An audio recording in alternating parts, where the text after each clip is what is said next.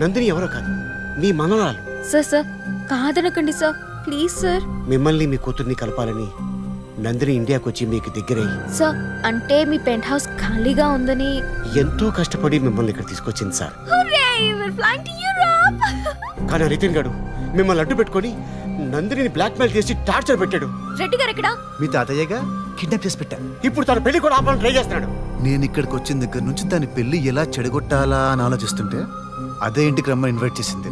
మీరు మీ కూతుర్ని కలపైనా పర్వాలేదు సార్, కానీ మీ మనవరాల జీవితం నాశనం కారణం మీరు కాకండి సార్.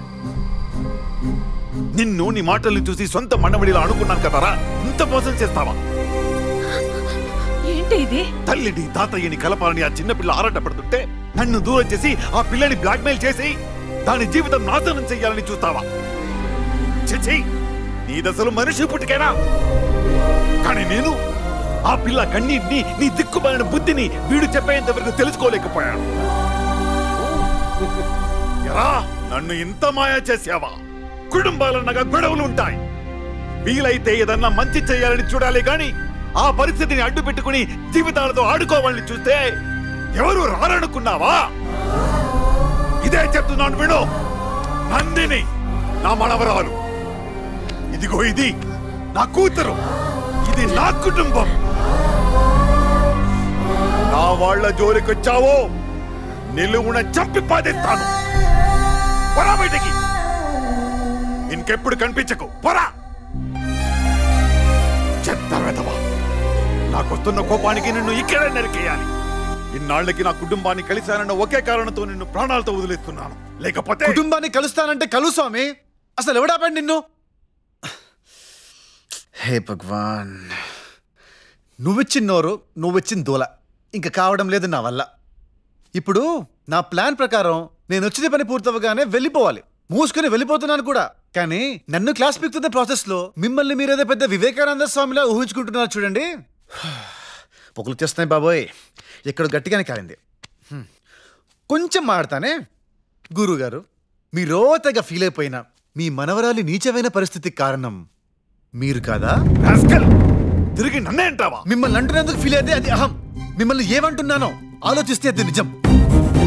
నేనింత ఎదవలా బిహేవ్ చేశాను కాబట్టి, అందులోనూ మిమ్మల్ని అడ్డు పెట్టుకున్నాను కాబట్టి మీకు కాలి ఈరోజు నా కూతురు నా మనవరాలు అంటున్నారు. కానీ సపోజ్ మీ మనవరాలు పడుతున్న శ్రమని, మీ అమ్మాయి గారు పడుతున్న బాధని నేను మీకు వివరించి, రెడ్డి గారు వీళ్ళతో కలిసిపోవచ్చు కదా అని చెప్పుంటే మీరు కలిసిపోయేవారా? అసలు ఒకసారి టాపిక్ వచ్చినందుకే నా చేతులు పగలగొట్టారు మీరు, గుర్తుందా? సైలెన్స్. సర్లే, మీకు చిన్న కమర్షియల్ బ్రేక్ ఇచ్చి మీ అమ్మాయిని అడుగుతాను.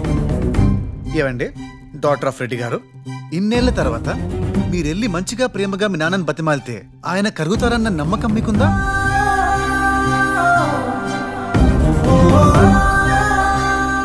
ఇక్కడ సైలెన్సే. పోనీ ఈ సీతారామయ్య గారి మనవరాలను అడుగుతా. నందిని గారు, మీరు చెప్పండి. మీరు ఎవరి ఎమోషన్స్తోనైనా ఆడుకోవడానికి, లేదా నాలాంటోడు ఆడుకుంటుంటే నోరు మూసుకొని భరించడానికి కారణం మీ తాతయ్య గారి పంతం, తిక్క, కోపం కాదా? కమాన్, 50-50యా? డైలా ఫ్రెండా? ఆడియన్స్ పోలా? ఏదో ఒకటి ఆన్సర్ ఇవ్వండి నాకు. సైలెన్స్. ఈ సైలెన్స్ అందరికీ అర్థమవుతుంది కదా. అసలు ప్రాబ్లం ఏంటంటే మనకు లైఫ్ ప్రశాంతంగా ఉంటే బోరు. అందుకే పంతాలు పట్టింపుల పేరుతో కొట్టుకుంటాం, విడిపోతాం. పోనీ ఎవరైనా కలపడానికి ట్రై చేస్తే ఇంకా రెచ్చిపోయి కొట్టుకుంటాం. అదే ఎవడన్నా మధ్యలో దూరి కిలికాడనుకోండి, అప్పుడు స్టార్ట్ అవుతుంది యూనిటీ. ఎస్, ఇదే ప్రూఫ్. రెడ్డి గారు, మన ఫస్ట్ మీటింగ్ గుర్తుందా? ట్రైన్ లో సేమ్ టెక్నిక్. అక్కడ దొంగనయ్యాను, ఇక్కడ ఎదవనయ్యాను. అలా ఎదవై నందిని టీస్ చేసి వాడి ద్వారా మీకు తెలిసేలా చేస్తే ఇప్పుడు చూడండి ఫైనల్ గా ఏం జరిగిందో. మీరంతా హమ్ సాత్ సాత్ హే, నేను హమ్ ఆప్కే హే కౌన్. నందిని, తాతయ్యని అమ్మని కలపాలనుకోవడం తప్పు కాదు.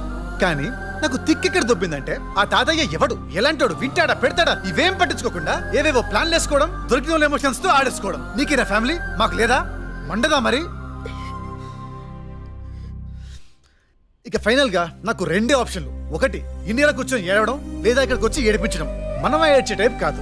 ఏం చేస్తాం? By birth defect. నిన్ను టీజ్ చేయడం దాని ఎఫెక్ట్. ఓహో, టీజింగ్ అని వచ్చినోడివి ఈ ఫ్యామిలీని కలపడానికి అంత బ్యాడ్ మేము తీసుకున్నావు మీద. హాస్పిటల్లో ఈజీగా నా బుట్టలో పడిపోయేసరికి నువ్వు ఎదవనుకున్నాను, కానీ సూపర్ క్వశ్చన్ అడిగావరా. నేను ఎప్పుడంతే. బట్ ప్రాబ్లం ఏంటంటే నా క్వశ్చన్ నచ్చితే ఆన్సర్ చెప్పను, చిరాకు దొబ్బితే చెప్తాను. అంటే నందిని ఇంకా లవ్ చేస్తున్నావు అనమాట. ఇది నాకు చిరాకు దొబ్బే క్వశ్చన్ కాబట్టి ఆన్సర్ చెప్తున్నాను. I hate her, I hate her, I hate her.